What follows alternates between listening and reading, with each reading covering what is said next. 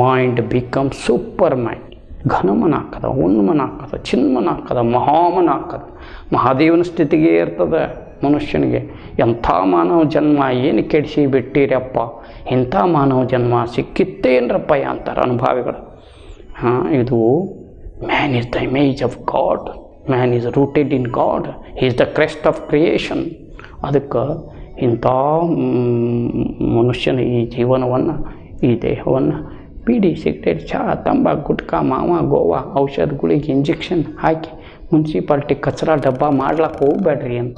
ಯಾಕೆ ಮೇಲೆ ಇದನ್ನು ಹೇಳ್ತೀವಿ ಅಂತಂದ್ರೆ, ದುರ್ವ್ಯಸನ, ದುರಾಚಾರ ಮನುಷ್ಯನನ್ನು ಬಹಳ ದೊಡ್ಡ ಚಟ್ಟ ಕಟ್ಟಿಬಿಡ್ತದೆ, ಬಹಳ ದೊಡ್ಡ ಅನಾರೋಗ್ಯಕ್ಕೆ ತಳ್ಳುತ್ತದೆ. ಅನಾರೋಗ್ಯ ಒಂದು ನರಕದ ಸದೃಶ. ಅದಕ್ಕೆ ಈ ಮರ್ತ್ಯಲೋಕವೆಂಬುದು ಕರ್ತಾರಂಕ ಮಠ. ಈ ಪರಮಾತ್ಮನ ಟಂಕ ಶಾಲೆಯಲ್ಲಿ ನಾವು ಆನಂದವಾಗಿ ಬದುಕಬೇಕಾಗಿತ್ತು ಅಂತಂದ್ರೆ ಇವೆಲ್ಲ ದುರ್ವ್ಯಸನ ದುರಾಚಾರದಿಂದ ನಾವು ದೂರಿರಬೇಕು.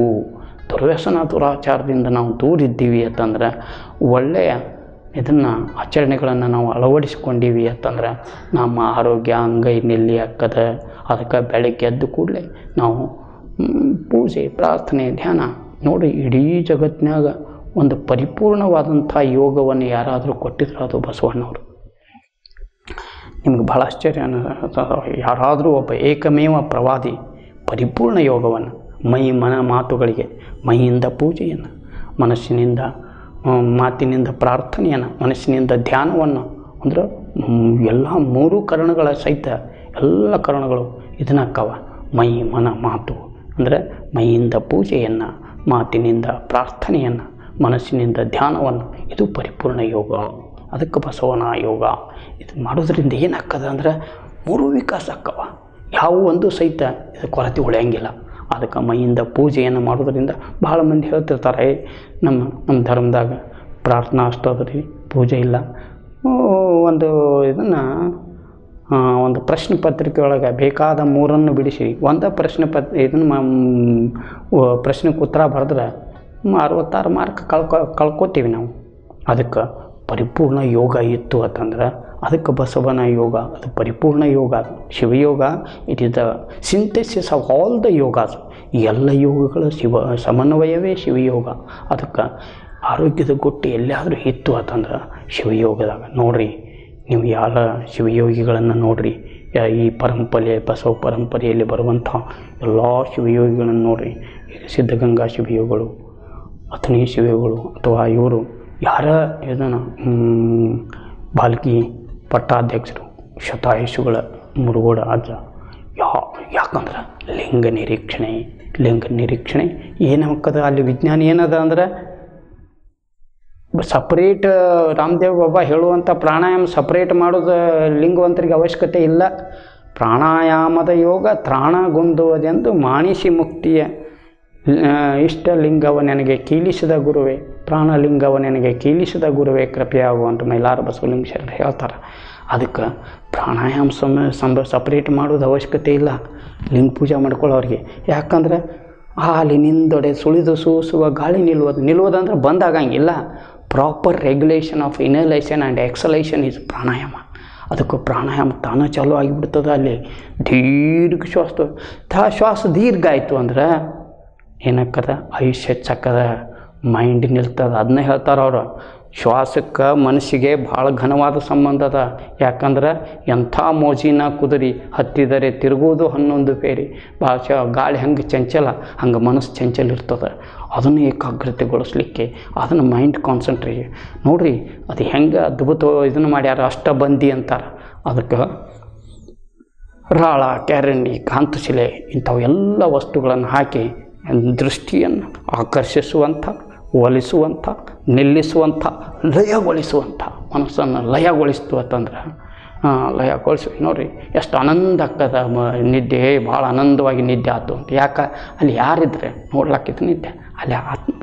ಅದಕ್ಕಾಗಿ ನೋಡಿರಿ ಅದು ಮನಸ್ಸನ್ನು ಲಯಗೊಳಿಸ್ತದೆ. ಅದಕ್ಕೆ ಈ ಮನಸ್ಸನ್ನು ಲಯಗೊಳಿಸುವಂಥ ಮನಸ್ಸು ಲಯ ಆಯಿತು ಅಂತಂದ್ರೆ ಮನುಷ್ಯನಿಗೆ ಆತ್ಮಾನಂದ, ಲಿಂಗಾನಂದ, ಬ್ರಹ್ಮಾನಂದ ಅಂದ್ರೆ ಆತ್ಮ ಸುಖದಾಗ ಅಖಂಡ ಸುಖ, ಪರಮ ಸುಖ ಅಂತ ಅರ್ಥ. ಅದಕ್ಕೆ ಆ ಪರಮ ಸುಖ ಇತ್ತು ಅಂತಂದ್ರೆ ಆರೋಗ್ಯ. In the way of yoga health is minor product ಅಂತ ಸಕ್ರೆ ತೆಗಿಯಾಗ ಮಳ್ಳಿ ಹೆಂಗೆ ಬರ್ತದೆ ಹಂಗೆ ಅಧ್ಯಾತ್ಮದ ದಾರಿಯಲ್ಲಿ ನಡೆದೀವಿ ಅಂತಂದ್ರೆ ಆರೋಗ್ಯ ತಂತಾನ ಬೆನ್ನು ಹತ್ತದ. ಅದಕ್ಕೆ ಶರಣರು ಯಾವ ಭೌತಿಕ ಸಂಪತ್ತಿನ ಬೆನ್ನು ಹತ್ತಲಿಲ್ಲ ಅವರು. ಯಾವ ಅದಕ್ಕೆ ಪೂತ ಸುಪೂತ ಕಿಂ ಧನ ಸಂಚಯಂ, ಒಳ್ಳೆ ಸುದ್ಗುಣವಂತ ಮಗ ಇದ್ದಂದ್ರೆ ಯಾಕೆ ಧನ ಸಂಚಯ ಮಾಡ್ತಿ, ಅವನು ಇಡೀ ಜಗತ್ತಿನ ಸಂಪತ್ತು ಅವನ ಕಾಲಾಗ ಬಂದು ಬೀಳ್ತದೆ. ಪೂತ ಕುಪೂತ ಕಿಂ ಧನ ಸಂಚಯ, ಸೆರೆ ಕೊಡೋದು ಹಾಳು ಮಾಡ್ತಿದ್ದ ಅಂದ್ರೆ ಧನ ಸಂಚಯ ಯಾಕೆ ಮಾಡ್ತಿ, ಮತ್ತು ತಾನು ಹಾಳಾಕಾನ ಇದನ್ನು ಜಗತ್ತನ್ನು ಅಥವಾ ಸಮಾಜವನ್ನು ಮನೆಯನ್ನು ಹಾಳು ಮಾಡ್ತಾನೆ. ಅದಕ್ಕೆ ಅದಕ್ಕೆ ಯದ್ ಪಥ್ಯಂ ಕಿಂ ಔಷಧಿ ಸೇವನೆ, ಪಥ್ಯ ಮಾಡ್ತಿದ್ದೆ ಅಂದ್ರೆ ಔಷಧದ ಜರು ಯಾಕೆ ಬರ್ತದೆ ಅಂದ್ರೆ ಸರಿಯಾದ ಆಹಾರ ತಗೋತಿದ್ದೆ ಅಂದ್ರೆ ಆರೋಗ್ಯ ಸರಿ ಇರ್ತದೆ. ಪಥ್ಯ ಮಾಡ್ತಿದ್ದಿ ಅಂದ್ರೆ ಔಷಧದ ಅವಶ್ಯಕತೆ ಯಾಕದ, ಔಷಧ ಯಾಕೆ ಕೆಡಿಸ್ತಿ ಅಂತ. ಅದಕ್ಕೆ ಔಷಧದ ಅವಶ್ಯಕತೆ ಇಲ್ಲ, ಸಂಗ್ರಹದ ಅವಶ್ಯಕತೆ ಇಲ್ಲ ಅಂತ ಒಂದು ಸುಭಾಷಿತ ಬರ್ತದೆ.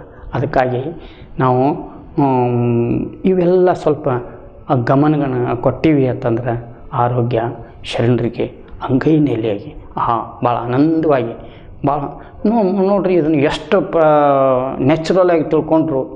ಒಬ್ಬರು ಲದ್ದೆಯ ಸೋಮಣ್ಣ ಅಂಥೇಳಿ ಅವ್ರು ಶರಣರು ಬರ್ತಾರೆ, ಅವ್ರು ಹೇಳ್ತಾರೆ ಅಂದರು ಆವ ಕಾಯಕವಾದರೂ ಸ್ವಕಾಯಕ ಮಾಡುವುದು ಅಂತ. ಅಷ್ಟು ಕಾಯಕಕ್ಕೆ ಭಾಳ ಮಹತ್ವ ಕೊಟ್ಟರು ಅವರು. ಅಂದ್ರೆ ಎಲ್ಲರೂ ದುಡಿಬೇಕು, ಎಲ್ಲರೂ ಗುರುವಾದರು, ಲಿಂಗವಾದರು, ಜಂಗಮವಾದರು, ಎಲ್ಲರೂ ಸಹಿತ ಕಾಯಕ ಮಾಡಬೇಕು. ಲಿಂಗವಾದರೂ ದೈವತ್ವ ಬೆರಬೇಕು, ಗುರುವಾದರೂ ಪ್ರತಿಯೊಬ್ಬರಿಗೂ ಸಹಿತ ಕಾಯಕ ಕಡ್ಡಾಯ ಮಾಡಿಬಿಟ್ರು. ಅದರಿಂದ ಏನಾಯಿತು, ಯಾಕೆ ಲಂಡನ್ ಥೇಮ್ಸ್ ಪಾರ್ಲಿಮೆಂಟ್ ನದಿ ದಂಡೆ ಮೇಲೆ ಪಾರ್ಲಿಮೆಂಟ್ ಬ್ರಿಟಿಷ್ ಪಾರ್ಲಿಮೆಂಟ್ ಹೌಸ್ ಮುಂದೆ ಬಸವಣ್ಣ ಮೂರ್ತಿ ಅನಾವರಣ ಆಯಿತು ಅಂದ್ರೆ ಕಾಯಕಕ್ಕೆ ಪಟ್ಟ ಕಟ್ಟಿದ್ರು. ಕಾಯಕಕ್ಕೆ ಪಟ್ಟ ಕಟ್ಟೋದ್ರಿಂದ ಆರ್ಥಿಕ ಸುಭದ್ರತೆ, ಭಾಳ ಸಮಾಜ ವಿಜ್ಞಾನಿ ಬಸವಣ್ಣ. ಆರ್ಥಿಕ ಸುಭದ್ರತೆ, ಸ್ವಾಭಿಮಾನಿಯಾಗಿ ಸ್ವಾವಲಂಬಿಯಾಗಿ ಪ್ರತಿಯೊಬ್ಬರು ಬದುಕಲಿಕ್ಕೆ ಸಾಧ್ಯ ಆಯಿತು. ಅವಾಗ ಅನುಭಾವ್ಯ, ಪರಾವಲಂಬಿಗೆ ಅನುಭವ ಮಾಡ್ಲಿಕ್ಕೆ ಬರೋಂಗಿಲ್ಲ, ಯಾಕಂದ್ರೆ ಆತ್ಮಿಕ ಸ್ವಾತಂತ್ರ್ಯ ಇರೋಂಗಿಲ್ಲ.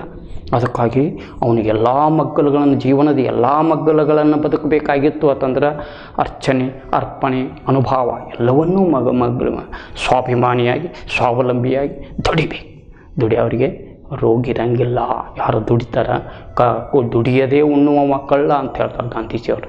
ಅದಕ್ಕೆ ನೋಡಿ ಏನಕ್ಕದ ನಾವು ದುಡಿಯಲ್ದ ಉಣ್ಕೋತ ಹೋದೀವಿ ಅಂತಂದ್ರೆ ಎದಕ್ಕಿಂತ ಹೊಟ್ಟೆ ಮುಂದೆ ಬಂದು ಬಿಡ್ತದೆ. ಎವರ್ ಪ್ರೆಗ್ನೆಂಟ್ ನೆವರ್ ಡೆಲಿವರಿ ಅಂತ ಒಂದು ಜೋಕ್ ಹೇಳ್ತಾರೆ. ಎವರ್ ಪ್ರೆಗ್ನೆಂಟ್, ಪಾಪ ಒಬ್ಬ ಗರ್ಭಿಣಿ ಸ್ತ್ರೀ ಇದ್ರೆ 9 ತಿಂಗಳಿಗೆ ಹೆರಿಗೆ ಹಾಕದ. ಇವ್ರಿಗೆ ನ್ಯಾಚುರೋಪತಿಗೆ ಬಂದರೆ ಇವರು ಹೆರಿಗೆ ಹಾಕದ, ಹೊಟ್ಟೆ ಕಡಿಮೆ ಹಾಕದ. ಅದಕ್ಕೆ ಎವರ್ ಪ್ರೆಗ್ನೆಂಟ್ ನೆವರ್ ಡೆಲಿವರಿ.